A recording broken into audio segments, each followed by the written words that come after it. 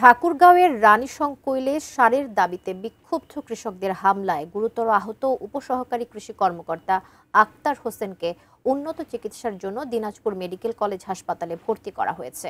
মঙ্গলবার বিকেলে উমরাডাঙ্গি বাজারে মল্লিক ট্রেডার্স নামে একটি ডিলার শপে সার বিতরণের সময় কৃষকদের হামলায় আহত হন তিনি। ঠাকুরগাঁও জেলায় তীব্র সার সংকট চলছে। সারের জন্য লাইনে দাঁড়িয়ে থাকা কৃষকরা জানতে পারেন একজনের নামে ৩টি ভ্যানে করে ৩৩ বস্তা সার নেওয়া হচ্ছে।